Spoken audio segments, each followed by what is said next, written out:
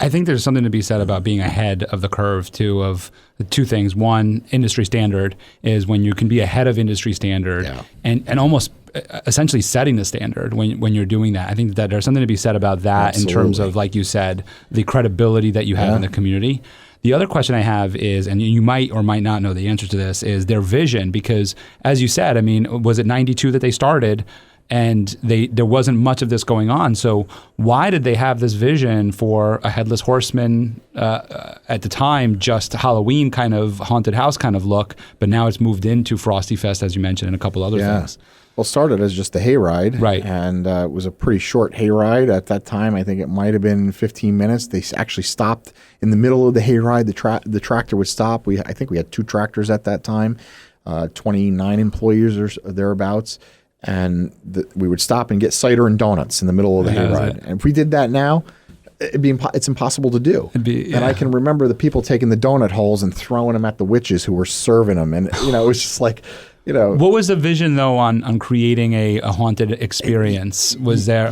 That's Nancy, 100% the creative Nancy. side. Yeah, the creative side. I love that when you were talking about that of the cop and Nancy and the creative, and not the cop, but more of the structure that he brought. Yeah. We talk about this all the time with entrepreneurs and business leaders in that. You have your strengths and you have your weaknesses, and when you can find someone to complement your weaknesses, which, look, you could run a business without being creative, but it's just going to be different. But the point is that by adding this person who complements and seeing this of like, hey, I'm creative, I could do all this. Hey, I'm structured, I could do all this. You put it together and you get this really cool concept that happens. And I haven't experienced the Haunted Hayride. I've experienced the Frosty Fest. And in that experience, you're 100% right in that we went during COVID. And they did this whole like driving around, right, which is really cool. But we did go in because it must have been right after the big restrictions. And I did not. I'm realizing it now because I'm looking back at it and analyzing. But I didn't really even think about the whole bag check and everything else that happened or took place as we entered. Because you're right, it is done in such a way that then that you're not noticing it. And the other thing that they did that you're making me recognize now is the spacing between individuals. We didn't have anybody in front of us. We didn't have anybody behind us when we walked through. It's hard to manage. It's not always that way. You can't control the pace of people. It was done so well. Yeah. And I know that there was a lot of people there because at the end it culminated into a really cool show, which Ryan was one of he was one of the people there who used to be an on-air personality here at iHeart. And there was a lot of people there. I mean, we all had our masks on and everything, and we kind of kept social distance. But it was like, wait a second, I didn't even know that anybody was out. Nobody else was here. So they did such a great job at that. I want to bring a couple things back to everybody, some takeaways in all of this is what I see that you brought, at least from some of this to the chamber, is I got to work the Balloon Fest as a volunteer. And it is organized. You have a lot of people that you work with you in terms of organizing it. But back to what you said Mike did for Haunted Hayride, the Haunted Hayride for Headless Horseman, is what I see there at the Balloon Fest. I've never volunteered I have volunteered a lot. I've never volunteered at an event to where I had a walkie-talkie on my side and to where I had communication with people. Learned that from Headless Horseman, 100%. Right. Communication with people the whole time. Where am I? What am I doing? Breaks, all these different things. We had somebody who was driving a golf car, driving around, making sure everybody had water, making sure everybody had flashlights, cones, whatever it was they needed, was always doing rounds. I never felt, while I was isolated where I was and alone where I was by doing traffic control in that area, I never felt alone because I was always in communication with people and people were always swinging by, stopping in, checking in. Are you good? Are you good? Are you good? So I see that, like as you just said, 100% Headless Horseman.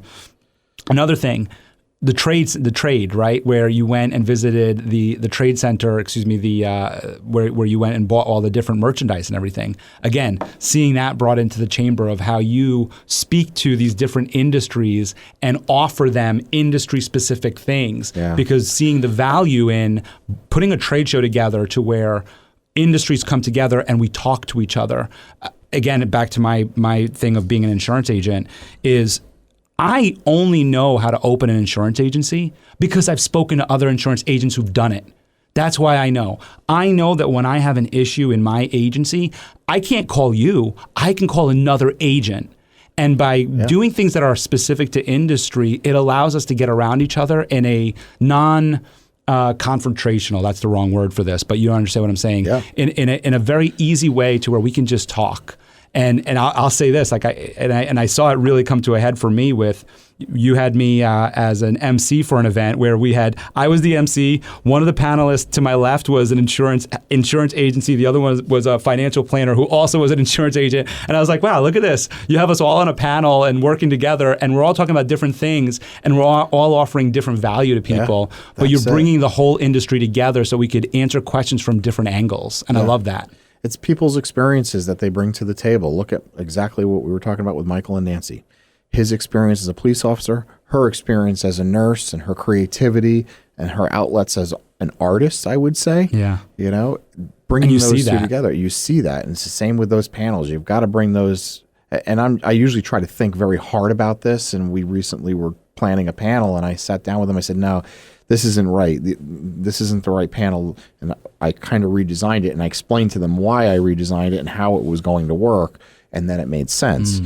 But it is the planning. And going back a little bit to what you were saying about the Balloon Festival, I appreciate you saying that it was organized like that. I try very hard. My measure of success of that event is if I have to go to the hardware store or I have to go out for supplies. And that's the truth. I want to know how well I planned for that event. I want to make sure I have enough duct tape. I want to make sure I have enough zip ties. I want to make sure I have the right signage. I want to make sure I have enough stanchions to stick in the ground, enough screws for the screw guns. I want to make sure that we have enough bottles of water on site so I don't have to send somebody to a store to go get more. I want to make sure I have snacks for the guests that are our volunteers, rather. I want to make sure that we have enough coolers. I want to make sure we have enough supplies for the bar napkins, covers for the tables as they get ripped. Yeah, all if I order just enough for the weekend just to cover the tables, what happens if one gets ripped? I need extras. I need to make sure that every little aspect of that event, I don't need to be sending people out. You got to go to Sam's Club. I need you to go to Page Lumber. I need you to go to Davies Hardware. I need you to. We were doing that in the first couple of years, and I'm thinking to myself, this is craziness. But we didn't know at that time quite what we were doing either. We were in different venues that kept moving around from, Barton Orchards, and then we were at the Dutchess County Fair, and then we were at Timor Park. So all very different venues with very different needs. Now we've kind of got it down to where, and it all comes back to planning, to where we don't need to go out anymore. This is the first year, even though as busy as we were, all 5 launches and all those people coming through, we didn't have to send one person out for supplies other than ice. I was just going to say, I know about the ice one. I don't have an ice machine on site, and we do have a freezer on site, which was a donation from a friend's mother. And he gave me a freezer. He's like, "You can use a freezer," and I'm like, "Yeah, I could use a freezer." And there it is over at Timor Park. But what I'll say to all of that is I think what that also teaches us too is that whether it's an event that you're planning, a business that you're building, is that it's going to take time. It's going to take time. You're going to have a lot of hiccups and challenges along the way. But like you just said, you got to learn from it, right? Like in the first year, second year, third year, you learn from each one of, okay, we don't need to go to the hardware store anymore. We still need to go to Sam's Club. We don't need to go to Sam's Club anymore. We still need to get ice. And I just know this about you, that over time, another year or two from now, we won't have to go out for ice either, because you're going to find a way with ice. So, and there'll be a new problem. There's always going to be a new problem. Of course, 1,000%. But I love that, because I think that Balloon Fest kind of encapsulates entrepreneurship, right? The story, which is that growth, that progression, the changes, the influx of different things, the different challenges, and knowing that, like, even when you think you have it all set, right? Like I'm saying this from my perspective of seeing it from your lens of understanding the work that goes into it and saying, yeah, you ran it really well. But I also was a volunteer, and I also know I didn't get to pee for like 2 hours. Right. So there is still things that could be adjusted. Of course. But as a whole, it's something that runs well and runs smoothly, and that takes time. There's always tweaks, and every year we take note of what went wrong, why it went wrong, and try to figure out solutions to problems. This year we had a fence up because we had issues with people crossing the road and trying to sneak in and out underneath ropes that used to be there. We knew it was going to cost us about $3,000 to buy that fencing, but I didn't have a choice. It was more the optics. It wasn't about the revenue we were losing. Right. You really think about, there wasn't all that much revenue I was losing. If there was 50 people that snuck in all weekend long, okay, it's not that many people times however much we charge to come in. It isn't going to make up $3,000 worth of fencing and then 2 days of labor literally to put it up. I'm never going to recuperate that cost on that fencing Mm-hmm. because by the time I use it for the next 3 or 4 years, I'm going to need to buy new to replace it because it's going to be worn out. So I'm never going to recuperate that, but it's the optics to the guests who are seeing, I just paid X to get in here with my family of 4, and you've got these people who are coming in here for free. Right. That's terrible. And not waiting in line. So it was more the optics and not waiting online. And that's another thing is the line. And that line is there because of the security that we implemented and took another step this year with the wanding. Yes. We decided to do the wanding because, again, you're a soft target. We want to make sure our guests are safety and secure. Another thing I learned from Headless Horseman, making sure that our guests are secure. So I purchased Garrett wands, which are the industry standard for it. Next year, my plan is to have the walk-through metal detectors to make those lines go faster. Wasn't set up the way I had designed it to be set up, so that's all going to change. But we're going to fix those little issues. Yeah. We know about those issues. I knew there were lines there, and we knew that was going to be a challenge. We added staff the second day when we realized that that was a pinch point for us, and it was going to be a nightmare for us as far as PR goes. But in the end, we were able to solve it by adding staff and throwing staff at it. But if I can reduce the staff next year and solve it by changing a couple things, that's what we're going to do. It's the attention to detail and it's the planning that really makes events like that or any business succeed. And I hope that my professional staff see that too in me when we do things, because I'm always on them. And I know there's some of the staff that already get it, but there's many that don't. For example, if they zip tie a sign somewhere, cut the end of the zip tie off. I don't want to see the tail of a zip tie 6 inches long or 4 inches or 3 inches even sticking out. It looks terrible. So if you hang a banner on the tent and you put it up with a zip tie or 4 zip ties, I don't want to see the end of those zip ties hanging out. It's not. It does not look professional. Right. It needs to look professional. Make sure that banner is tight. And if it comes loose because the wind took it, take it down, put it back up the right way, and remount it. Make sure the signs are straight. Make sure the presence is correct. Make sure there's flowers out so that the way there's a pleasing entrance to the beer and wine tent. Making sure that things are done in a way and set up in a way that it makes sense, so that way that the throughput is seamless through that beer and wine tent. So all those little details, that attention to detail to me, that cut zip tie makes it such a different experience for the guests. They don't necessarily notice it. But if it were the other way and signs were crooked and everything else, there are people that do notice that. And it's a professional event versus somebody that's just throwing something together that is just there to make money. And that's not what it's about. We want to put the Hudson Valley as a destination on the map and a place people want to come with a good experience here and that they want to come back to. Yeah, your sponsors definitely notice it. Well, you hope so. Yeah.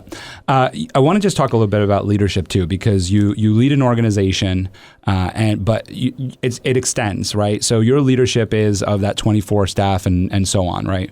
But again, as a chamber member, I experience this in that it's more than just you leading that staff. You lead a lot more than that. You have these different committees. You have these different organizations that even though they, make up a board or kind of, it kind of goes hand in hand on you working with them. There's still a leadership quality that you have to have, and that a decision making, as you said, with like that panel, for instance, that you have to have, and weighing decisions on giving power and authority to certain organizations or committees or whatever it is, or sometimes having to weigh heavily on it because you see a different vision, right? And I think the zip ties are a good example, right? Like a committee might put on an event and you walk around and you go, well, why aren't you guys clipping it? And they go, well, we don't care about that. You're like, wait a second, this is our chamber and this has to be done. So sometimes you have to do that. And so I'm very interested in leadership for you and how you view it and how you go about doing it. And I want to just tip my hat to you for a second here, because I'm going to bring up the Balloon Fest again because it's the most recent one that we did together. And I just remember I drove in, there was a line coming in of cars, and I'm driving in. I don't know exactly where I'm going to go. And then I see you parking cars in a T-shirt and sweating and I'm looking, I'm going, is this Frank, who I always see in a suit, who I always see standing in front of everybody? I wasn't expecting to see you parking cars. Not that I was expecting to see you in an office with your feet up on a table, but it wasn't exactly what I was expecting. But I took note of that. Because I was like, wait a second, this guy who runs this whole organization, has this huge festival going on and everything, he's out here parking cars, so that to me spoke a lot about your leadership. Yeah, and I like to lead by example in that way. I think that's a pretty good example of who I am. I'm a hands-on person. I enjoy that, probably too much to a fault from a leadership standpoint. In executive leadership training, you need to show others to do it and then move on and continue to train them and encourage them to do a great job doing that role. And why I think that's great in a large corporation, maybe that might work, but in an organization like this, where I am needed most is where I'm going to be. And if that was a situation where we had traffic coming in, I need to get the people through the door. People will be angry if they're waiting in traffic. So I needed to move those cars along. And if that's where the need was the most, I'm going to pull some other personnel from some other areas where they're not needed necessarily at that moment in time and bring them with me to help me deliver what we need to move stuff faster. And parking vehicles, if it's not done right, if you've ever run an event like that, that is one of the most critical elements of it. And there's always someone that comes from somewhere. I had no idea. I always say it's New York City. I'm not going to pick on them, but they think I'm just going to park right here. But you can't park right there because as I start to build this line, and if you park there, then it's going to mess everything else up. I need you to park here, and it becomes an argument. And next thing you know, traffic is stopping. It's like, no, I need you here. Just, no, but I want to back in. You can't back in. There's a reason we're parking you in nose first because it's safer for when you pull out, number one. We don't want you backing up because there's all these people walking around you because there's people with strollers and kids running around and everything else. Just pull in, just follow direction, and it just... so once you've trained the staff to do it, and by the third day, they've all got it down. But the first couple of days can be a little wish-washy or a little tough. Friday night's a little easier. There's not as big of a crowd. Saturday morning's a piece of cake because it's morning and there's not as many people coming through. But when they get hit on Saturday night, I'm in that parking lot almost every year because of the training. And it's very hard to train if you've gone through it. So many people coming through the door. It's very hard to train people in advance because it's not what we do every day. Like you said, most of our staff are behind a desk or, we're at an event that is a chamber event, networking event, and we're dressed in professional attire and clothes and what have you. So, I can't exactly take my staff out into a parking lot, in the weeks leading up to it and say, this is how we're going to park the cars. I do that to an extent, but it's not reality until you're in that moment, showing them, as it's really happening and that those cars are coming at you a million miles an hour and there's thousands of them. Different dynamic. It's a totally different dynamic. I was part of traffic control. Man, it's a different dynamic. It is one of the most critical parts of running an event like that is bringing the people in, making sure they get in and making sure they get out because that can be a social media PR nightmare for you. Same thing with the ticketing booths and going through that. So there's all those little elements. But I always like to say when I'm doing something, I have to pick my battles, or it's not the hill I'm going to die on. So in other words, if something is I kind of weigh it in my head, okay, I have other priorities that are more important for me right now. It may not be that zip tie that needs to be cut. It might be something that's a little bigger. I have to go worry about the parking lot before I worry about some other little element that is not necessary, maybe something that's fluff or maybe the flowers didn't get put out or whatever it is. I need to be worrying about the more prioritized things. So people come to me with stuff all the time, and I'm known for the staff coming to me and saying, Frank's just going to tell you it's not the hill he's dying on today, and it's the truth. You've really got to think about whether or not this is a real priority for you to take your time and focus on. Do your best with it. See what you can do for you to be able to fix it. If not, I'm going to get down there later and see if I can take care of the situation. But, I am a hands-on person, very much so. I enjoy that. I enjoy working on cars just like my dad. I enjoy working with my hands. I've done a lot of work on my own home, restoration, painting, sheetrock, to even plaster, plumbing, electrical, even some cement work here and there, done roofing work on the house and on the barns outside, gutter work, you name it. We did all of our own landscaping. I have equipment and tractors and a 72-inch Kubota diesel tractor. And, so I've got all the stuff to do it only because I want to do it. It's something that I enjoy and it's something I feel like it's in my outlet and my creativity. So the staff understand that I like that element and like that hands-on, and that's how they're going to learn how to help operate the organization and the events that we have by being with me and learning from me the way I like to see it done. Mm-hmm. And what about on the decision-making side? So when because you have hard decisions to make, you have chamber members, you have committees, you have sponsors, you have different levels of sponsorship, and sometimes they're all asking for the same thing, and you can't give it to everybody, and you want to be fair, and you want to be reasonable, and there's different things that you have to do. There's different, like I said, there's panels, like you had to rearrange a panel recently. There's an event maybe that one person wants to put on, and you can't accommodate it, or you can, but it might upset somebody. You make these decisions to where you are able to really accommodate everybody to some extent, right? Maybe they don't feel it that way, but I know that you find a way. I know this because I see it happen in our chamber, but you find a way to be able to accommodate everybody. So how do you make these decisions in those moments? It's not easy. You know, sometimes you even get asked for things. It's by setting policy. You know, at the end of the day, it's about being clear about what the policy is of the organization and being consistent about the policy. And it's hard because you do get asked, and I get asked all the time about certain things that really could bog the organization down and or open up the floodgates for others to want the same thing, which could be problematic for us. And a good example would be, I get calls all the time from members that say, hey, can you introduce me to so-and-so? Just email introduce me, or maybe make a phone call for me. I would love to do that. But if I do that for you, I've got to do that for everybody. And if I start making those introductions, and I start picking up the phone and calling, that's all I'm going to do all day long. Now I'm your sales department, and I'm going to be your sales tool. They don't need you. They don't need you in the sales department anymore. I'm going to be doing that for you. And that's not what the chamber is for. I'm there to create the opportunity for you to come and meet others and connect with others. Come there if you see that the company you're looking to get to is a sponsor, or if we're doing a ribbon cutting there. Come there because you know the decision maker is going to be there. Put yourself in front of them. I'm happy to make that introduction for you there in the moment. But I can't pick up the phone and call every single one of these people that I get asked to do, because they're going to stop taking my calls. At some point, they're going to say, oh, it's Frank calling again. He's just trying to, connect me with somebody who's going to try to sell me something. And that shouldn't be what we do. It should be creating that opportunity for them to connect naturally and bring them together. But for me to make all those introductions, that's all I would be doing all week long with all of our members. So I have to set the tone when people call and say, look, I'd love to be able to do it, but unfortunately I just can't. I would be doing this for everybody, because I get those calls every single day of the week, 2 or 3 times a day. Email, same thing. Hey, would you mind introducing me to so-and-so? We'd love to get them as a client. Oh, look, and I'll try to think about, oh, look, I know they're going to be at this. Why don't you come and I can introduce you there? Try to think of it that way.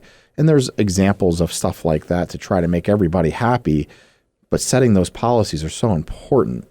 The guidelines are so important, because, if I don't have a ribbon cutting, if I have a ribbon cutting for every little reason, like we did when I first came to the chamber, and I know why my predecessor did it this way, because he didn't want to say no to anybody.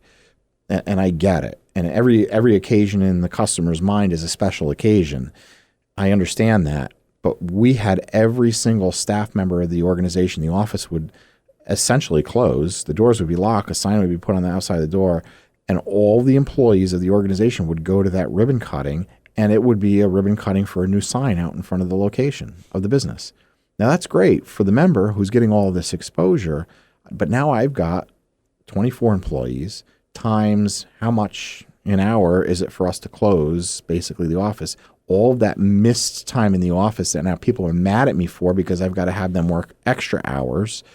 And, now I'm at a location cutting a ribbon for a sign, literally, and a driveway was another scenario, new furniture, things like that. And I kept saying, what are we doing here? This is crazy. My first year, Saturday, Sunday, all hours of the day and night, no set times. We want to have it at 8 o'clock in the morning on Saturday morning. Okay. Sure, we didn't have a policy. So eventually I started to come to the realization this is costing us a fortune. And it was more so because New York State forced us that way, with the costs going up so drastically with labor, minimum wage, the salary threshold, really looking as a not-for-profit at our time and how we're spending our time, productivity at the end of the day, looking at it as a business. Is that really the way my members really want us to spend our money? Their money, their investment? here in the community is they're a member. It's their money at the end of the day. I need to be doing things that offer them value and benefit. And is there a value and benefit to cutting a ribbon for a sign? No, it should be a milestone occasion and a special occasion, because now it's not special anymore. It's harder. I'm now vying for people's time to come to every ribbon cutting, and there would be 15 a week. You know, we were cutting over 150 ribbons a year. No joke, in my first year. And I said, this is nuts. I'm out of the office more than I am in the office. And it just is impossible for me to function or grow the organization and do the work of the organization and focus on the value and benefits for the members to grow it, than when I'm out of the office cutting ribbons. And, not that it isn't valuable, and I get it. Everyone has different levels and perceptions of investment. Some company will put up a new sign and they're not even thinking anything of it because it's not a big investment for them. But you have somebody who is a small business entrepreneur, maybe they're a 1 or 2 man show, and they just put up this, $5,000 investment in front of their property. They want to showcase it. And it's also an excuse for them to get in the newspaper. It's an excuse for them to get onto social media, get all these people there to showcase their business. I get all of that. It means something to them, but I need to do that on a special milestone occasion. So we set a policy is the point. And now I'm still disappointing people, but at least I'm fair with everyone. Right. And I'm saying, okay, so here it is. It has to be a milestone. Milestone meaning it's a grand opening. It's a 5-year, 10-year, 20-year, some kind of milestone from that perspective. Maybe they've just built a new building. Maybe it's a major wing, something like that, as opposed to, like we were saying, furniture, driveway, or a new sign. So that really, and think of it this way, a new CPA firm adds a partner. Now I've got a new name going on the side of the wall, a new law firm. How often does that happen? You see it once a week. You see a new law firm's got a new partner. Now I got a new, and this is what was going on. And I'm saying, we just can't be doing this. It's got to be a major rebrand. Yeah. Not just for adding a new partner. So now it's all defined.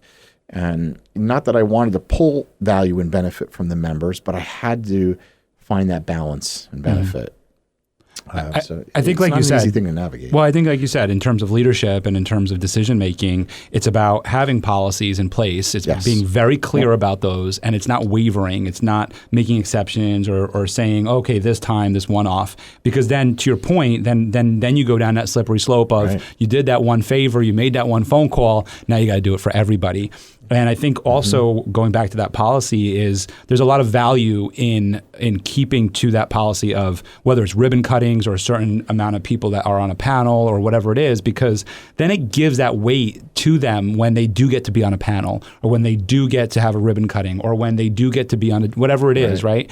It gives that weight to it of like, whoa, not everybody gets this and you don't get it all the time. And so it gives a really great weight to it where it makes it where, hey, I want to be that, MC that day, or I want to do that one thing one day, whatever it is, right? Or I look forward to my 5-year anniversary for my ribbon cutting. It gives it that value.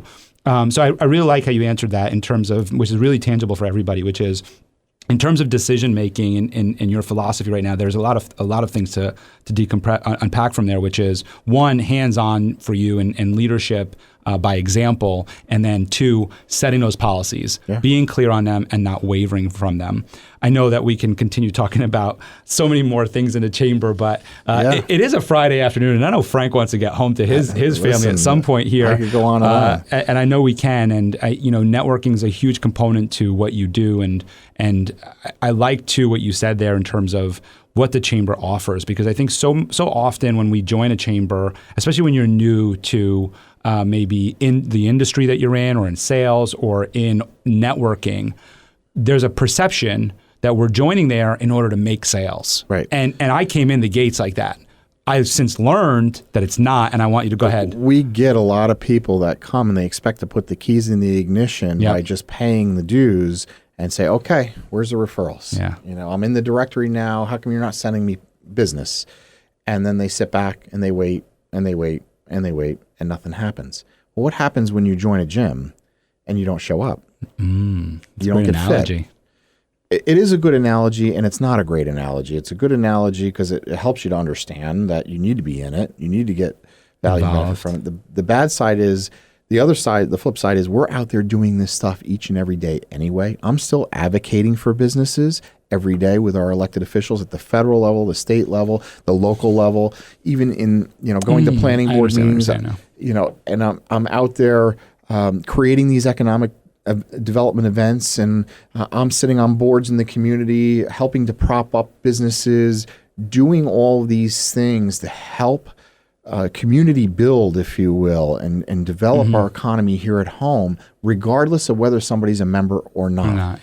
So that's the bad side of the gym analogy, because that's where I need people to understand we are doing an awful lot behind the scenes that you don't see and hear about, helping to get the bid up and running in the city of Poughkeepsie, a business improvement district which will help to transform the blocks in the city of Poughkeepsie.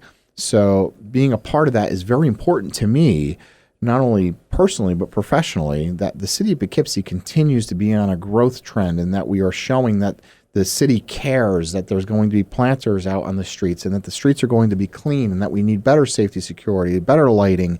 The list goes on, bikeability, walkability, all of that stuff. So by creating a business improvement district, we can now do that. And I know that tends to be a hotbed issue, which is another rabbit hole because of the taxation that comes with it. But it's so important that people understand that we are out in the community doing all of these things. We're in the city of Poughkeepsie High School with 2 full-time mentors working with the district in tandem. We have brought tens of thousands of dollars in grant money and financial aid to that district and to those students just by our partnership with that district. We have workforce development programming that we are out working with individuals in the community who maybe they're generational poverty. They have barriers in life. They might have multiple children at home, and it's a challenge for them to find daycare so they can go to work every day. We need to be there for them to help guide them and show them pathways to success. We need to build them up. We need to show them core skills. We need to show them soft skills. To me, they're very different. We need to be there to give them a career ladder to lift them out of poverty, not give them $15 an hour, $20 an hour, $30 an hour. Where does that stop as a minimum wage? We need to give them skill sets and value, self-esteem, worth that make them worth that $30 an hour to themselves and to the employer. That's what uplifts people up out of poverty and helps them to sustain themselves in a living wage, that old analogy of teach a man to fish. And that, to me, is so important in elements of what we do to help community build and build our economy that people don't see. And that's why that gym analogy, bringing it all back together, doesn't necessarily work from that side of things. So I tend to explain people both. You're going to get more by being involved. You're going to get more by going to Leadership Dutchess and connecting with that cohort, or getting involved at a committee level where you're meeting new people.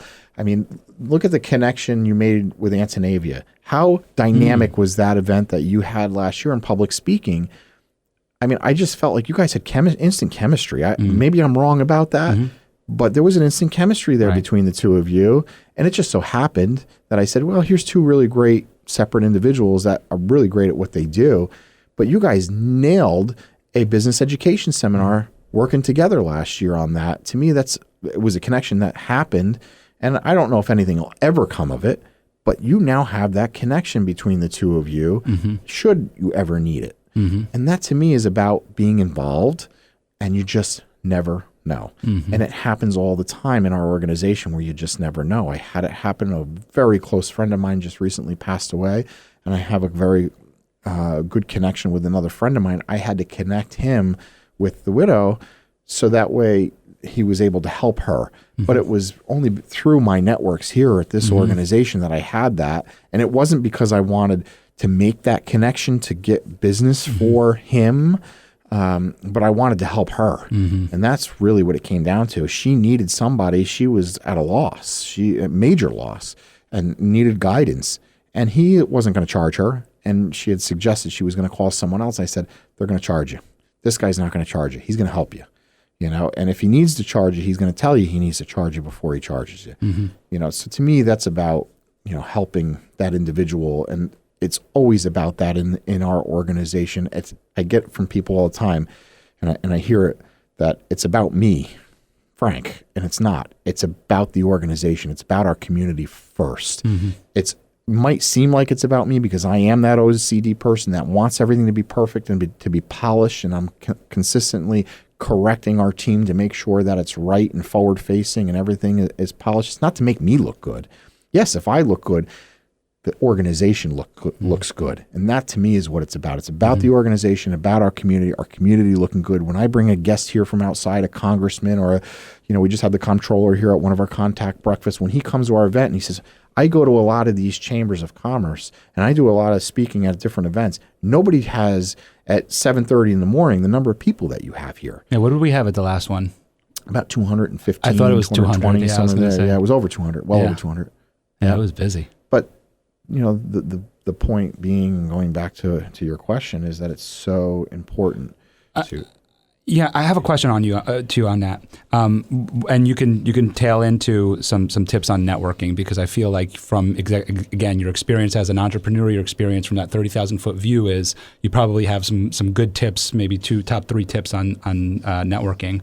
My question on this is, how do you make it more known? Because to your point, as a chamber member for the amount of years that I've been, I know of some of the things because I've heard some people come in and talk about some of the advocacy that the chamber does or a committee might do at the chamber, but I'm not as aware of that as, let's say, a business education seminar, right? Mm-hmm. So I'm interested in how can you make us members more aware? How can you make the community more aware as to what you do? Yeah, we do feed out some of it in newsletters.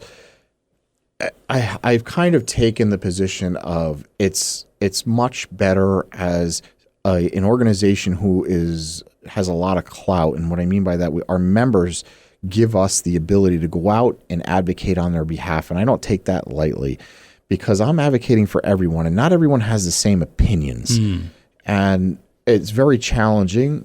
So, and I don't want to be that bully in the room either, to say, you need to do this, you need to fix this, you need to change this, you need to make this better, you can't do this to us. What can we offer as the solution to the problem that they are trying to solve, other than what their answer is? So to me, like the minimum wage, for example, is, yes, I understand people need to make a minimum wage. That's a common sense thing. There needs to be some minimum, and it probably needs to be tied to inflation. But what are these arbitrary numbers that we're coming up with? Fight for 15, now it's fight for 20, 25. Just make it $100 and get it over with, That doesn't make sense to me. And people say, and the economists tell you it's not tied to inflation. There's no tie to inflation. When people make more money, everybody makes more money. I'm sorry, but if you pay somebody more, costs of the goods go up. You can't convince me otherwise. I've been in business. I get it. That money's got to come from somewhere, folks. That means that everybody's paying more. The restaurant has to pay their staff more, and that means the price of the dish goes up at the end of the day. So it's forcing inflation. Meanwhile, economists will tell you it doesn't enforce inflation. That's absolutely not the truth. I've seen it myself. I know what happens in business. The way to lift people out of poverty is through education. That is what Nelson Mandela said. That's what Martin Luther King said. And I truly believe that from the bottom of my heart, that education is the key. We've all been taught you need to go to college, you need to get educated, you need to learn a trade, you need to learn skill sets to make yourself valuable in the community. That's how we earn more. Now, there are individuals that just can't. They physically can't, they mentally can't. We need to take care of those folks. That's a different concept. That's a different mindset. So when we're working on issues like that, for example, with our elected officials, and I'm representing all of the business community, I have to be very careful about that. I need to come to the table with a solution. I can't come strong-fisted and be nasty and in your face and come with this big bad campaign and this is who we are. I've got all these people behind me 100%. I need to work with that elected official for them to understand our side of it, the pains that it creates for the business, and then what solutions can we bring to the table? How can we as a chamber have workforce programming that can help move the needle in the lives of these individuals with these barriers? So that to me is how we're able to get back to your question, to really move the needle on stuff like that. So. You bring up something for me to learn right there, because I'm part of a basketball association. This is a little side thing here. I'm part of a basketball association that's not in my town. It's in a different town. I'm intentionally leaving the towns out so that I don't upset anybody right now. But the town knows, you know who you are. This basketball association that's in this other town has probably over 70% of people that are non-residents, that kids. It's for kids. It's a kids basketball association, and probably about 70% of them are not residents. And unfortunately, the school board is asking that it has to be all residents, or there's going to be a big fee that has to be paid. That's just not possible. And so what we see as, I'm a volunteer, I'm a coach, I'm a director of it. I'm going to be volunteering my time tomorrow morning at it, and what we see is that if this happens, it's going to pretty much devastate this organization, and it's going to be no longer. And who's hurt from that? Not me. I'm a volunteer. I'm giving up my Saturdays for it, right? It's the kids that we coach and that we mentor and that we train and that we help, and they're the ones who lose on this. And so what we've been trying to figure out in conversations with each other is, because we're all volunteers, even the head of it, who organizes over 5,000 kids and adults in this league, we're all volunteers. What we're trying to figure out is, how do we get to the board to get them to understand that by doing this, they are taken away from the kids. And what you're making me think of now is, I've never even thought about leaning on perhaps my chamber, perhaps their chamber, perhaps their associations there, and maybe seeing if there's some inroads that could be made.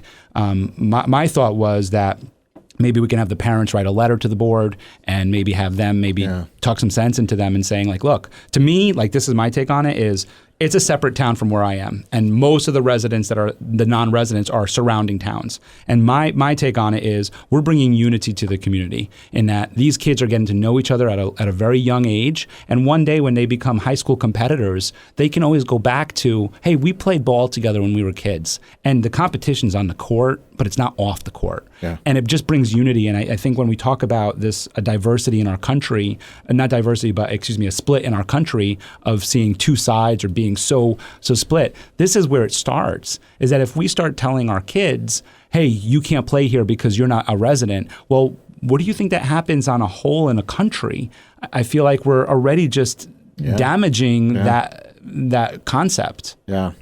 I just find you hear the squeaky wheel gets the grease, and there is some of that too. And but I just find that you get a lot more done with wine than you do with vinegar. And working with somebody as opposed to forcing yourself upon someone always goes a lot further, and it continues to help that relationship strengthen, as opposed to just to get something done unilaterally. I want to be able to have that continued back and forth relationship, and then they'll call you for advice and trust you on future issues. And, hey, what do you think about this before we do it? As opposed to, here it is, this is what we're doing. And right now, New York State has governed by, here it is, here's what we're doing. They never once ask businesses what they think. They don't. You'll see them say, oh, there's going to be a public hearing on this. Nobody's listening. Nobody's listening. The decision has been made. The law is already friggin' drafted, and it's a shame because it affects so many lives, and they really don't put the thought into it other than who it benefits, not who it's hurting.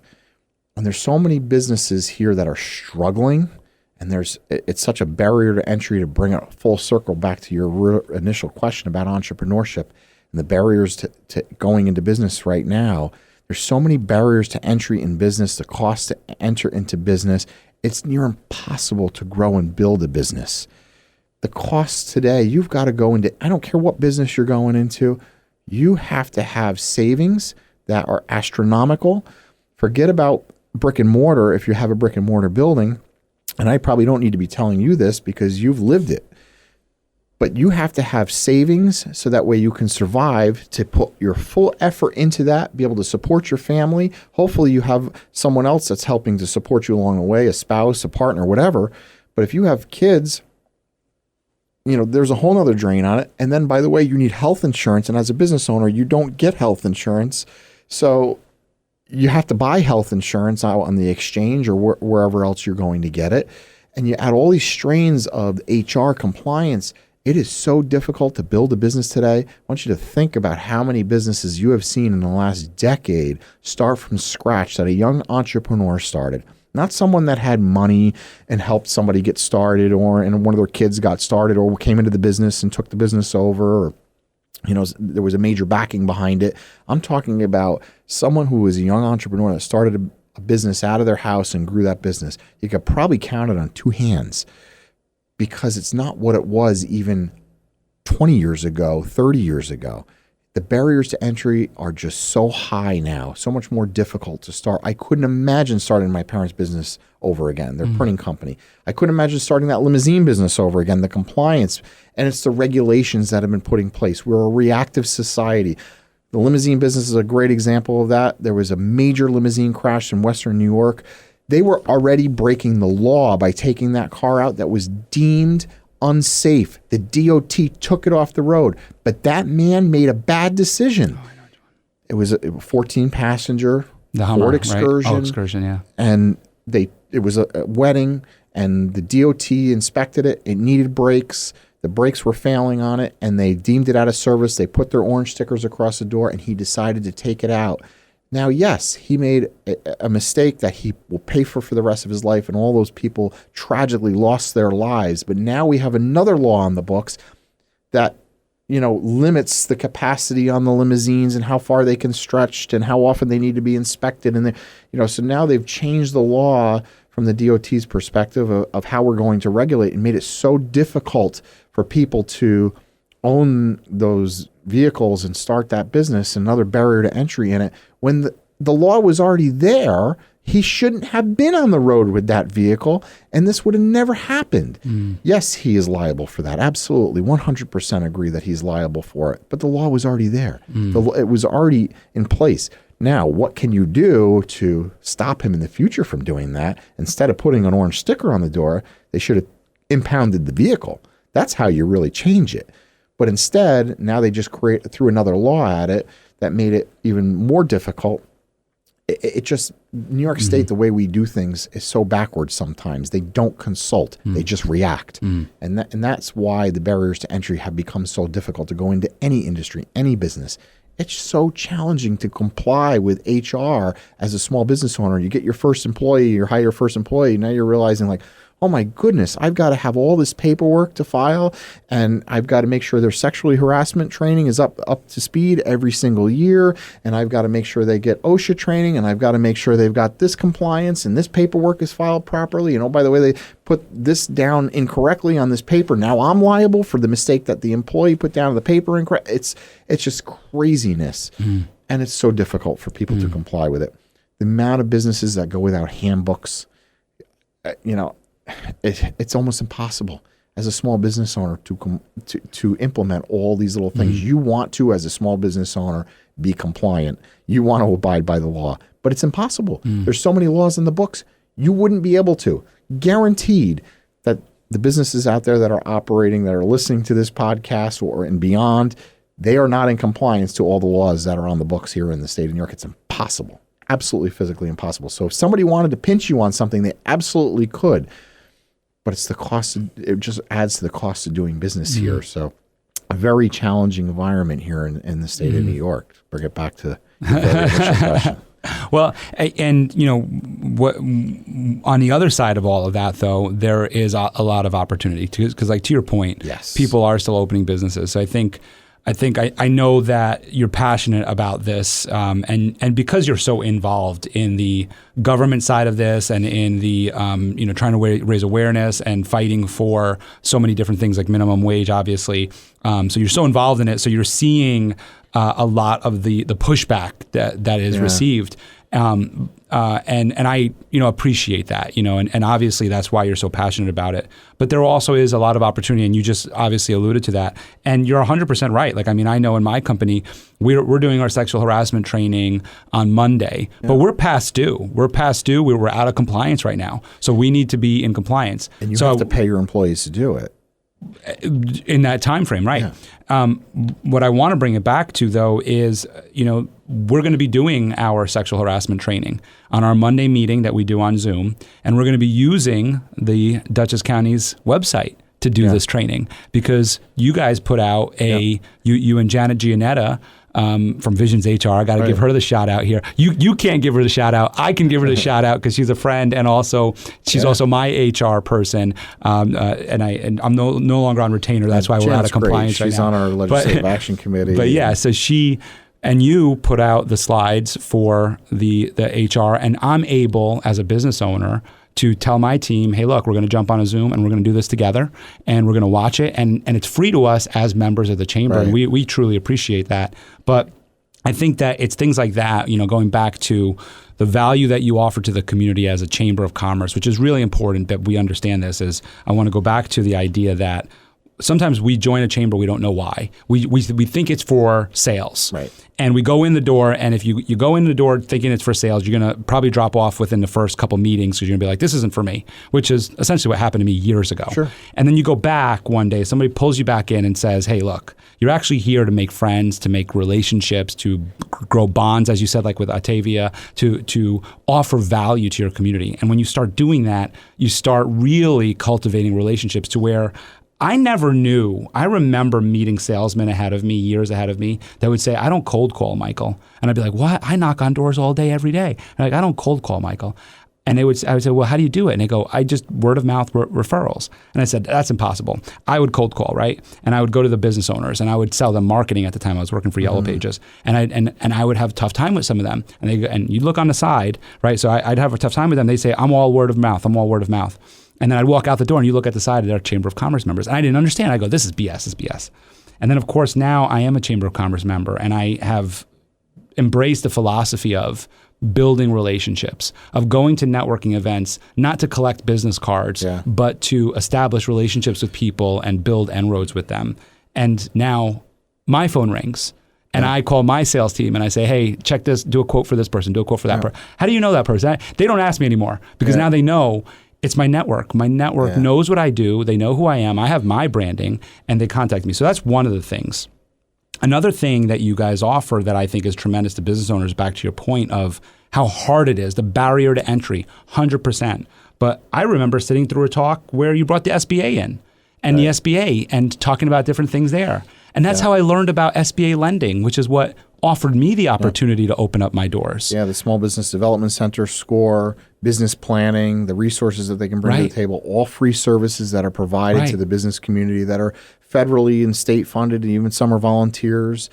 They all bring resources that have great value to our membership, whether they're someone who's looking to start a business or there's somebody who is way far out in the development of their business. They could be 100 years old and they're just at a point in their growth that they just don't know how to get beyond a certain point, but they can lean on those resources and those experts to say, okay, let's analyze what's going on. Let's take a look at your plan. Let's look at your long-range plan, your short-range plan. Let's look at your financials and see what other markets we can enter to help you grow your business. How else can we make you a success here in our community? And they're free services for folks, and they operate their services right out of the chamber's office. We give them a free office space. They can utilize our boardrooms. They can utilize our copy machine, our electric, our internet, our phone system, and we provide them with a dedicated space for them because we know the value and benefit to our membership. And it goes back to what you were just saying, is the barrier of entry is so great that I think that when you learn that organizations like the Chamber, and in this situation, the Dutchess Chamber, offers this, it's important to learn that. That's why I had asked you, and how do you get that message out to people? Because when you're new, you don't know all these things.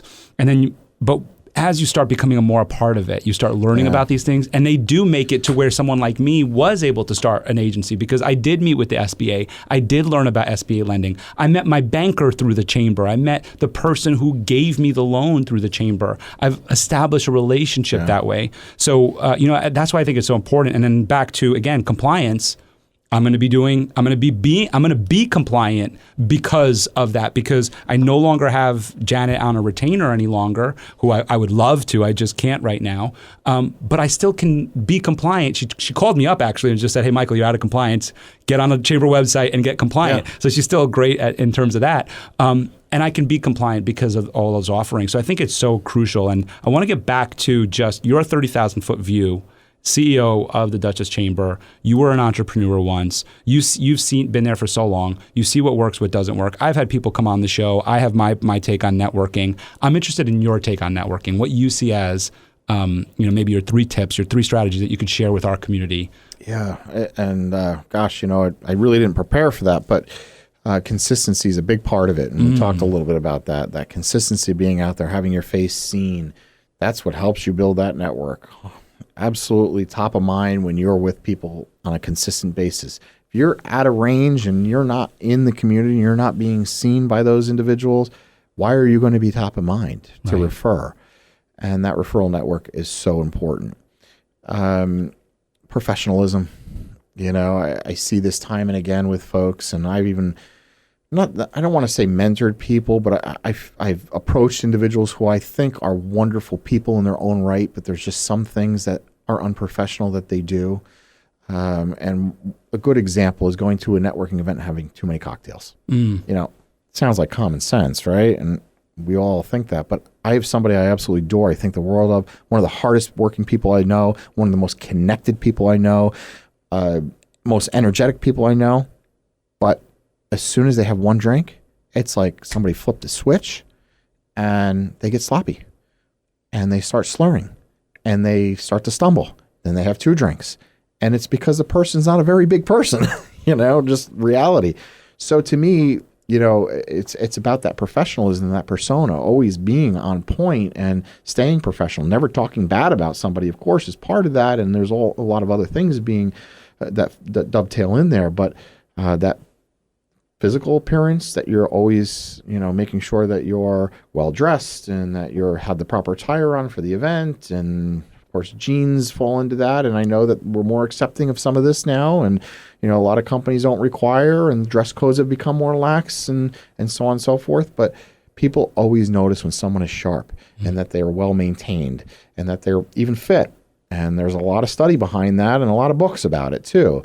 But, have just that simple thing of having a couple cocktails. And if somebody doesn't say to that other person, listen, you're a friend, I think the world of you, because you've done so much for me and I'd do anything for you as a person. I just think you're a great person. But you do, when you have a couple cocktails, it's embarrassing for you. I'm embarrassed for you. So to me, it's about that professional appearance. That's an example of something, but guiding that and helping somebody through that too, and helping them see that is important. Sometimes people aren't going to change, and that, and there's old dog new trick kind of thing that falls in there. But I think those are some important elements, and we could talk all day about what it means to have that professional persona and the elements that fall into it. Getting back to people, especially even if you are so inundated with emails, don't wait 2 or 3 days to respond to an email or a phone call. At least send them a note, a text, a quick email back. Say, hey, look, I'm nuts right now. However you phrase it, of course, professionally phrase it. Don't LOL in the email and OMGs and this. OMG, I'm so busy. But just at least get back to them and say, I'm on it. I'm working on it. I'm right now. I have a lot going on, but I'm going to get back to you. At least acknowledge it. Otherwise, people wonder, and that's part of that professionalism. There's so many little things and nuances about that professionalism, going back to that zip tie that you cut off, that overall persona, appearance, and what you put forth that really makes networking a positive experience for everybody and helps you to connect to others. You're more approachable. Other thing is, when you walk into a room and it's 200 people, very intimidating. And we get this a lot at our organization, and I know others do as well. It is cliquey, people say. And I get that all the time from especially new people that come, or maybe they're coming to see a keynote speaker and they might work for the county, for example, or they're a county employee, but they're there to see a speaker. And they say, I don't like coming to your events. I have to be honest with you. I find it very cliquey. It's always the same people in groups. Well, those same people are in those groups because they're uncomfortable about going and meeting new people like you. So they're in the same shoes you are. They're only going and being in those groups because they're with the people that they know. They don't know all those other people, and they're just hanging out and talking to the same people every event that they attend, and that's not good for networking either. you need to understand that those people are thinking the same thing you are when they walk in the room. I do it. Even when I walk into an event, I'm thinking to myself, oh my gosh, I don't know any of these people in this room. But I've got to get the confidence up. At least they're there for the same reason you are. Everybody in that room is there for the exact same reason you are, to meet other people. Otherwise, they wouldn't be there. It's a chamber event, for crying out loud. Go up to them and just say, hi, I'm Frank. I don't believe we've met before. I apologize if we have, but you're an unfamiliar face, and what do you do? And just start the conversation. Yeah. Be the one to start the conversation. They will remember that. They're going to remember you because you initiated, and it helps you to exude confidence, and it gives you that opportunity to build a relationship and network. It sounds simpler than it is, but I know that there's a lot of people that don't like that. It's not in their comfort zone. I also get people that say, it isn't my thing. Like, I'm a contractor, man. I'm not putting a suit on. That doesn't make a difference. We have people that are coming in boots. My comfort zone is like I said, fixing a roof, painting, woodwork, having a screw gun in one hand and a paintbrush in the other. That, to me, I love that stuff. I was changing wheels on the trailer last weekend. I had to swap all wheels and tires, and I did brakes on my other machine. And, to me, I love working with my hands. But you don't know that about me, and I still go to these events, and I think we're good friends, and we have a good camaraderie and relationship. I have this conversation with a friend of mine who's a contractor. He's like, I don't like that stuff. All those people are stuffy.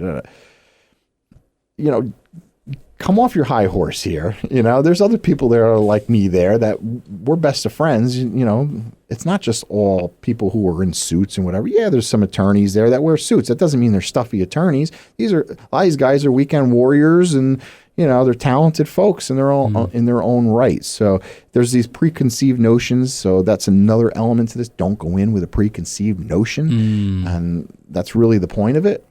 I get that a lot. Yeah. There's this persona and perception, old man's group, and it's been around, old white-haired man's group, and it's not that. Yeah, most of them are bald now. Yeah, most of them are bald. Yeah. Great. That's great. I like that you said that too, and I'll say this in terms of the dressing is that, because I've changed the way that I dress. I used to wear a suit all the time, and because of my branding, I changed it. But I think it's what you said earlier, which is the neat part. Yeah. Is that it's not about whether you wear jeans or don't wear jeans or boots or don't wear boots. It's a very great point. It's about that you wear it and you're neat and you're polished to some extent, right? Or that it's part of your brand. You built your brand.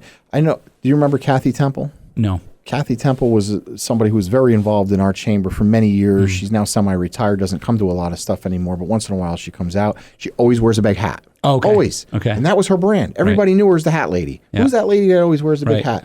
Everybody knew R&C Cleaning because of the lady.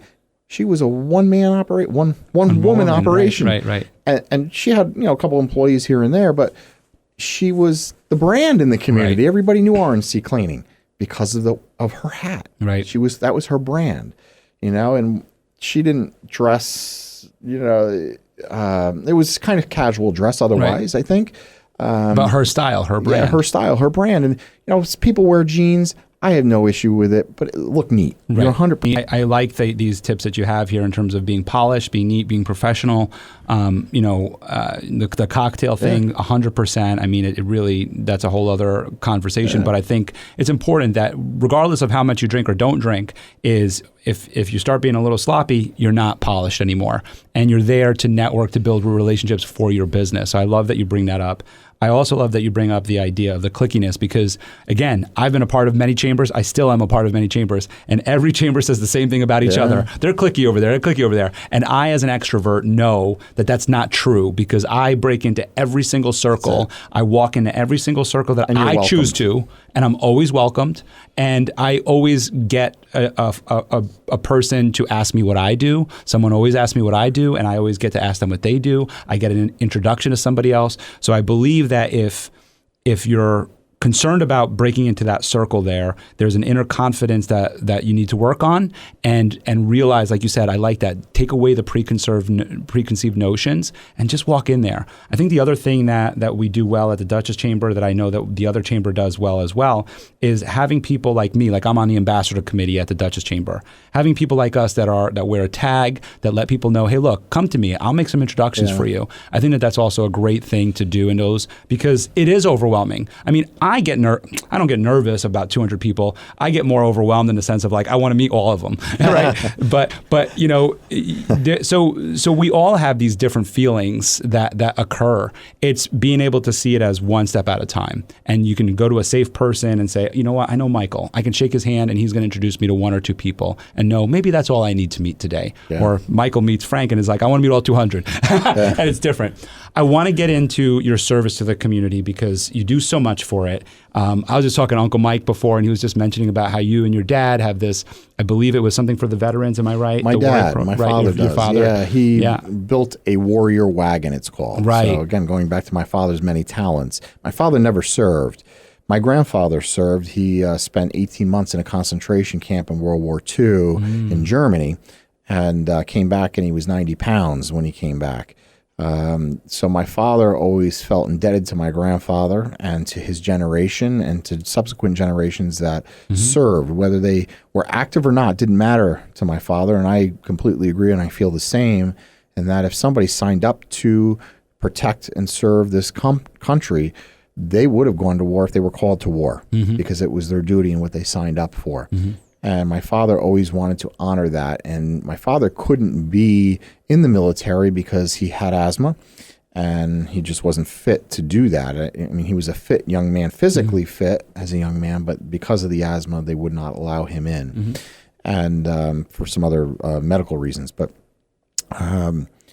he always felt like that was his duty to give back to them. So he creates this project called the Warrior Wagon, and he takes his Percheron draft horses and he tows this wagon behind it that is a dedication to all of our veterans in every branch of the military. And he honors them with a medal ceremony, thanking them for their service. And to him, it always went back to, in his generation, the Vietnam vets that came back and they were spit on and they were yelled at and they were cussed. And, a lot of them came back to what wasn't a welcome greeting home.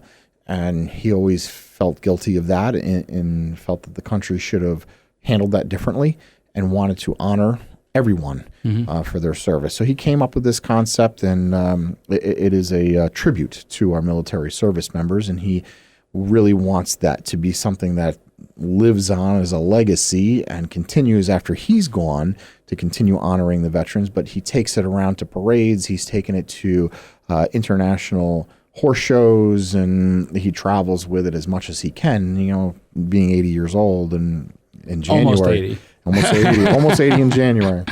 He'll be 80. So, I mean, it's getting harder for him to do it, but he really has a passion for that. So I get that passion and love for it from the family connection to it, obviously. And I got connected with Uncle Mike actually through a gentleman over in Orange County, Alan Seidman, who is the executive director for the Construction Contractors Association. And I became involved in a committee for Military Appreciation Day, which is held at Stewart International Airport to honor all of the active duty service members that are there serving on base, whether they're in the Air National Guard, which is predominant there, but there's also Marines, there's naval personnel, every branch of the military, Army, and so on, are all there active duty on base, and their families are nearby. And a lot of these folks, as you know, when you're in the military, you're from Fort Worth, Texas, but you're living in Newburgh, New York. And we wanted to, a number of years ago, this gentleman, Alan, and the committee came together. They wanted to recognize their service and thank them from the community and put together a picnic, and they feed them steak and they feed them shrimp, and it's all complimentary. And it's their families and them. They invite everybody, and they do games and bounce houses. And there's the Budweiser Clydesdales were there this year. There's a beer truck for them. And I mean, it's an all-day affair, all you can eat, and just a thank you. No media, no politicians, no speaking from politicians.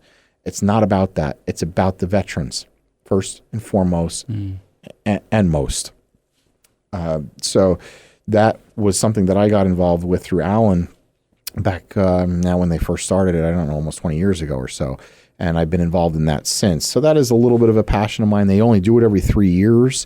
But it takes those 3 years. You feel like you're done, and then next thing you know, in the spring, I'm going to get a call from Alan. Hey, we're getting back together, a committee to plan for the next one 3 years from now, and it takes that long to put it together because we have to raise all the money from the community to do it. And it's not about promoting sponsors. That's not what we do. We don't put up banners for ShopRite, even though they donate a lot of food, and Adams, who donates a lot of food, and the Benora Hospitality Group, who cooks all the food, and they provide the staffing for it, and so on.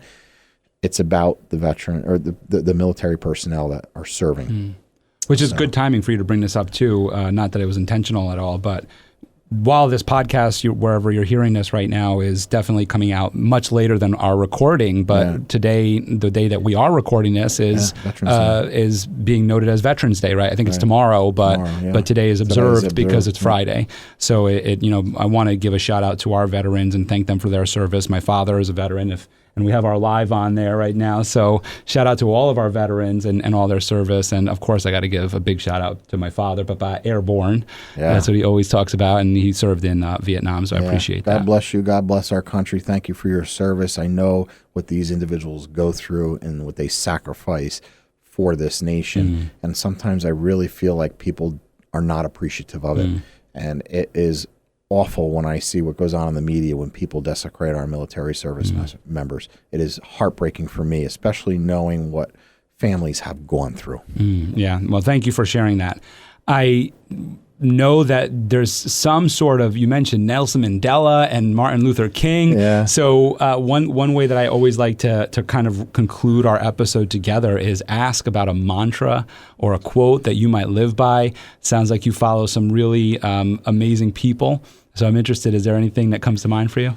Yeah, treat others as you'd like to be treated. I always have lived by that. I know it's cliche and it's used a lot, but it's a golden rule, 100%. Yeah. It's a golden rule. I love that. Obviously, we're not going to talk about any events that the Chamber is doing right now because wherever you're hearing this, they've already taken place. Yeah, but we have a lot of annual stuff tell us, too. Yeah. So tell us a little bit all about year that. long, we produce over 165 events at the Chamber during the course of the year. Some may be a ribbon cutting and maybe acknowledging someone's milestone occasion, as we talked about. But we also have events that recognize young professionals for the work that they're doing in the community to help uplift them and help them to understand we acknowledge the fact that you are going above and beyond, not only in your career, movement in your career, but helping the community and giving back to the community. So we recognize them at the 40 Under 40 Mover and Shaker Awards.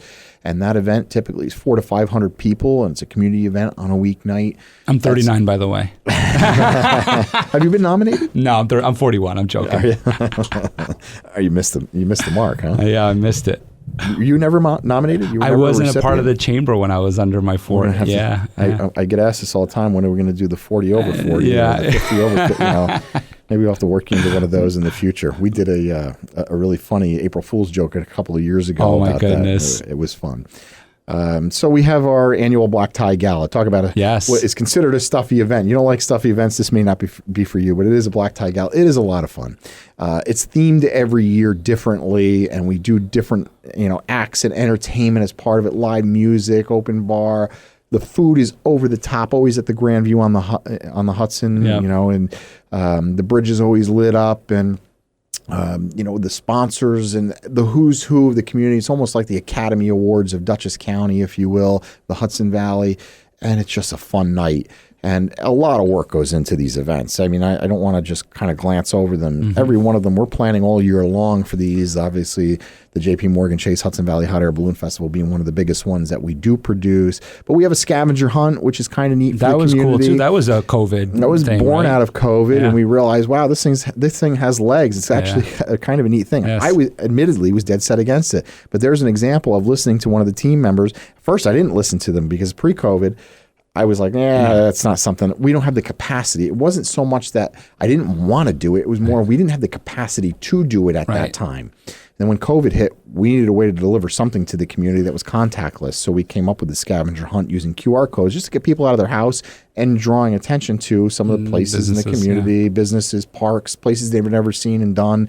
Even little treasures here and there, photo highlights of things that maybe they've never been to or wouldn't know, and just fun prize drawings and all kinds of stuff like that. So that is an event that runs in now the summer over a 4-week period, but really has turned into something that's kind of neat in that we have over 5,000 check-ins throughout the community, people going around and checking into all these cool little businesses. And whoever knew that Country Kids Kettle Popcorn was down in Hopewell. Right. Have you ever been into that store? I haven't, but I know that the grand prize was over $2,000 this year, which was incredible. Right. Yeah, $2,022 or $23. $2,023 would be $2,024 next year.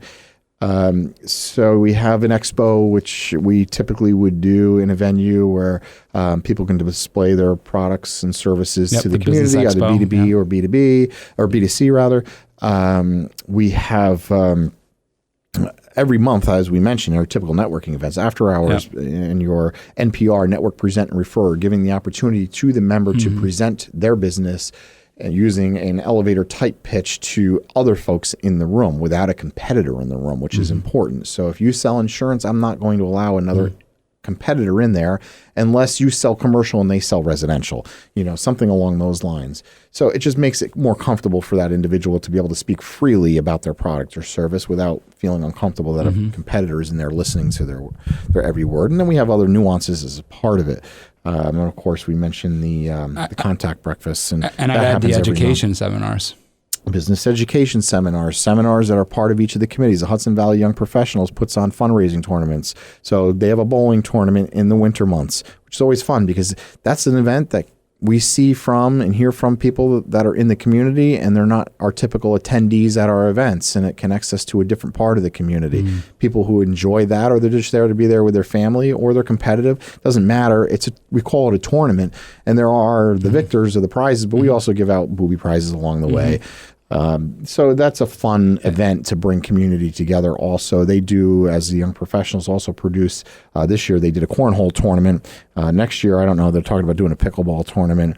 But they have their own seminars as well, own educational seminars. One of the ones that I think the world of and people don't take advantage of is the CEO chats. When you bring in a high-level CEO that is from an organization, and I alluded to this before, they've got 500 employees, $50 million budget, and you are face-to-face with 19 other people in the room, and it's intimate, and you can ask any question you want, and that CEO is being as frank and honest and open and real and giving you advice. How can you beat that? That is an opportunity you can't pay for. It costs you a fortune to get somebody's attention like that. Not only that, but you're in front of that person. Go up and introduce yourself and tell them what you do.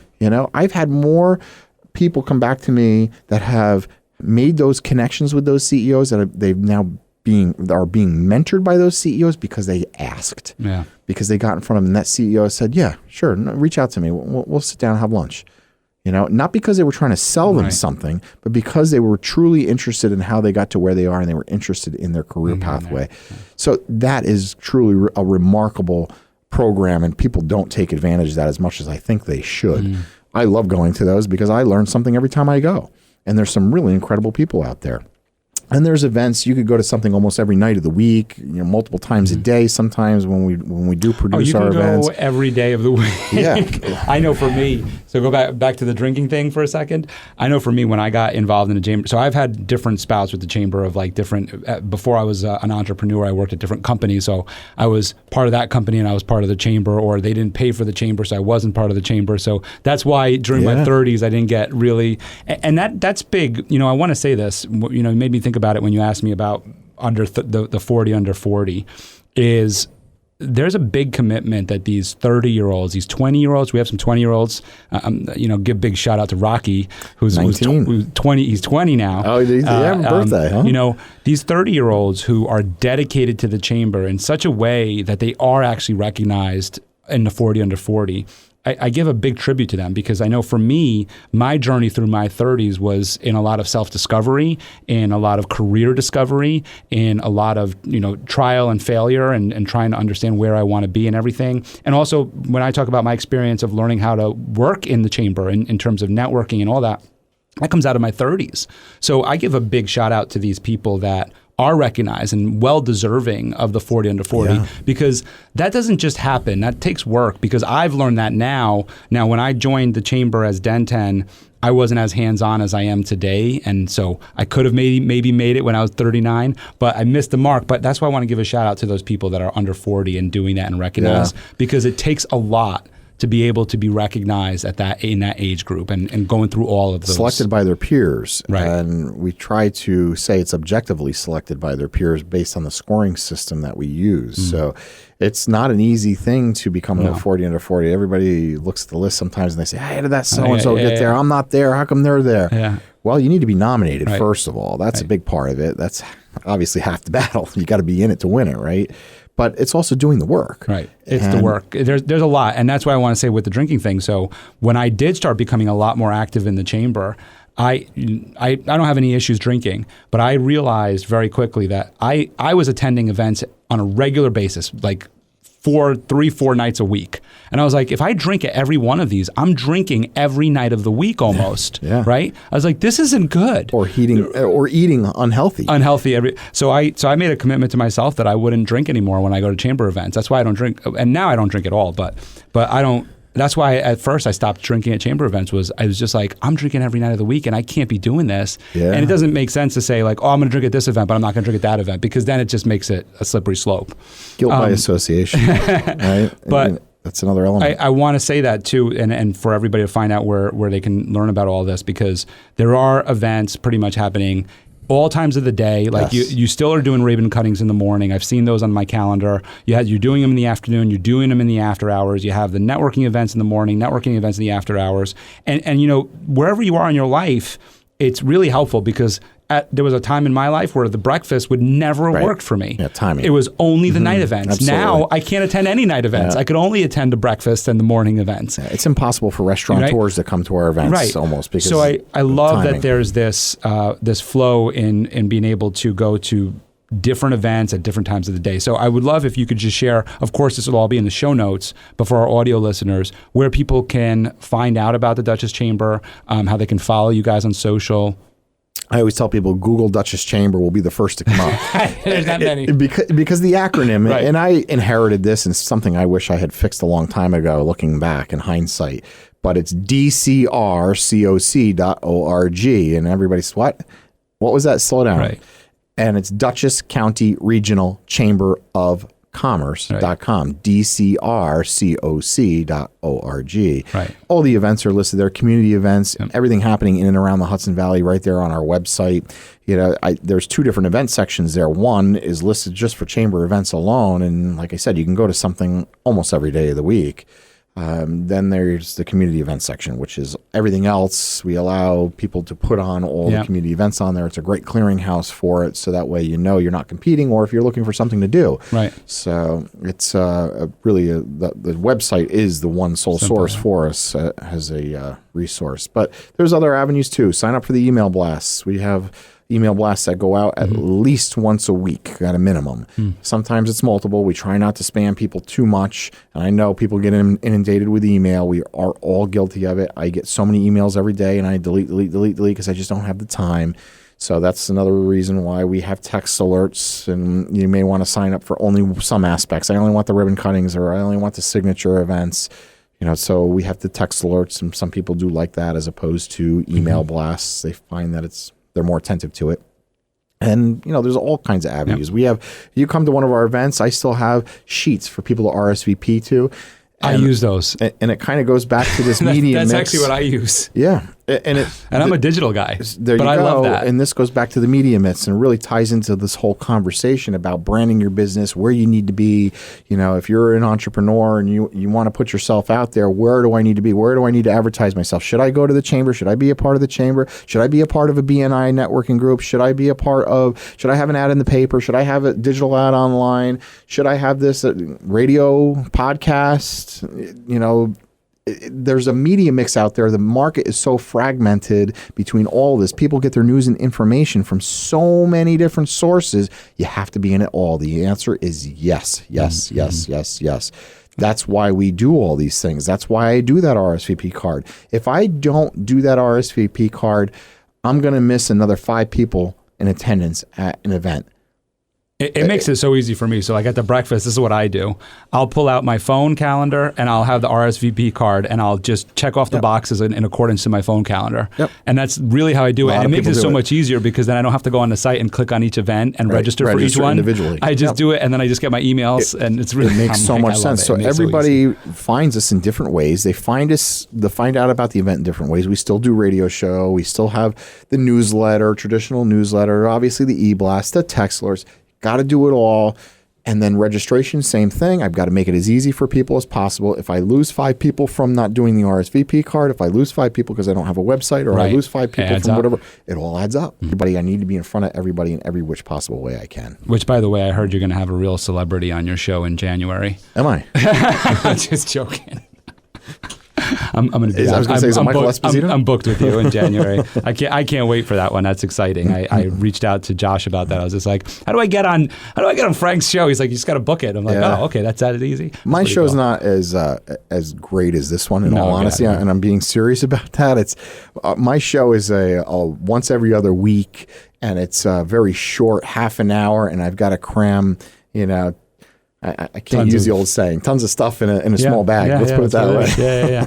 Well, this has been awesome. It's been great. Like I said, for me as a chamber member, seeing you for so many years, I've always had this, as a member, seeing you is like this, like kind of like feeling of, I don't really know Frank yet, right? Like I know him as a leader of this organization, but I got to break through that tape, I guess, one day where I had mentioned to you about coming on here, where I attended an event, and in that event, for some reason, I hadn't heard this story from you where you shared your background in entrepreneurship and your family. And for some reason, you really went into it that morning. And I'm so happy I went to that one because I was like, I don't know why I was going to it. At that morning when I was on my way there. It's probably Master Your Membership. That's really the only time that I talk about. But for me, I'm saying, I wasn't sure as to why I was going to that Master Your Membership. I think it was just because it was a morning event and that's all I could really attend right now. And I'm really happy that I did, because at that one I was just like, whoa, there's a lot more to this guy than I knew as a chamber member, as a guy who I just shake his hand every once in a while, or he, is talking up on the dais. Appreciate you saying that. Thank you. And the only reason I use Master Your Membership to talk about me and not anywhere else is because Master Your Membership is where I need to connect with the member. For them to understand, I come from the same background. I come from that same background. I live it. I breathe it. I still do. As chamber president, I am a business owner at the end of the day. I know I don't have equity and I don't own the company, but it's the same concept. I'm still running a business. Yeah. I still need to make a profit at the end of the day. Everybody says, well, you're not for profit. You don't really need to make a profit. Yeah, I do. Yeah, you do. If I don't make a profit, then I can't keep the doors open and the lights on. I sat on the board for the New Paltz Chamber of Commerce. Yeah. I was a board member. I'm the final chair for it. I'm proud to say I'm the final chair. I'm also sad to say I'm the final chair. Tough. And it's because we did run out of money. Because our events didn't yield what we needed it to yield. We didn't have the membership that supported, in terms financially, that supported it. And there were a lot of decisions that were made that unfortunately we did have to close. Yeah. And so while it's a non-for-profit, it still needs to make a profit 100%. So you understood when I had said something along the lines of, it's very difficult in a membership-driven organization to actually grow and expand in this market, because that's exactly what we're seeing across the country. What happened to us. But it's been awesome having you on. I want to thank you so much for being here. I enjoyed the conversation greatly. Thank you for listening to The Michael Esposito Show. For show notes, video clips, and more episodes, go to michaelespositoinc.com/podcast. Thank you again to our sponsor, Den 10 Insurance Services, helping businesses get the right insurance for all their insurance needs. Visit den10.io to get a quote. That's DENTEN.io. And remember, when you buy an insurance policy from Den 10, you're giving back on a global scale. This episode was produced by Uncle Mike at the iHeart Studios in Poughkeepsie. Special thanks to Lara Rodrian for the opportunity and my team at Michael Esposito Inc.